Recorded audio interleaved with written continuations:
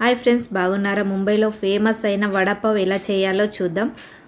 నేను నలుగురికి సరిపడా క్వాంటిటీ తోటి చేస్తున్నాను. మీకు సరిపడా మీరు చేసుకోండి.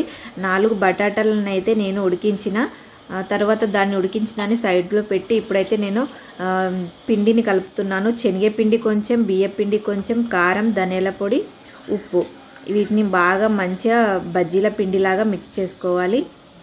తర్వాత బటాటాని ఫ్రై చేసుకోవడానికి ఒక బౌల్ పెట్టిన దాంట్లో కొంచెం ఆయిల్ వేసేసుకొని ఆవాలు, జీలకర్ర, మిర్చీలు ఇట్లా చిన్న చిన్నగా కట్ చేసుకోండి. మిర్చీలు, కరివేపాకు, అల్లం వెల్లుల్లి పేస్ట్ వీటిని మాడనివ్వకుండా కొంచెం బ్రౌన్గా అయిన తర్వాత పసుపు, ఇందాక ఉడికించుకున్న బటాటా. ఇప్పుడు దీనిపై నుంచి మీకు సరిపడా సాల్ట్ వేసుకోండి. కొంచెం సాల్ట్ వేసుకొని బాగా కలుపుకొని ఫైనల్గా కొత్తిమీర వేసుకొని బాగా కలుపుకుంటే మన బటాటా ఫ్రై రెడీ అయినట్లే.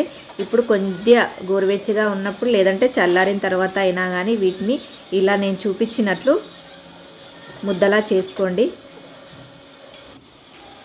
నెక్స్ట్ ఆ బజ్జీల పిండిల్లో డిప్ చేసి ఇట్లా ఆయిల్ పెట్టుకొని ఫ్రై చేసుకోండి. ఇట్లా ఫ్రై చేసుకున్న తర్వాత ఇట్లా పావు ఉంటుంది కదా బ్రెడ్ దొడ్డుది, అటు సైడ్ ఇది ఇక్కడనైతే మేము పావు అంటాం. దీంట్లో ఇప్పుడు మిర్చి, ఇది ఎండు మిర్చితోటి తయారు చేసిన పొడి.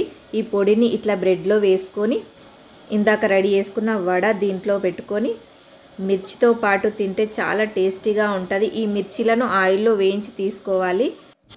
ఈ వడపావుతో మిర్చి పెట్టుకొని తింటే చాలా టేస్టీగా ఉంటుంది. ట్రై చేయండి, మీకే అర్థమవుతుంది.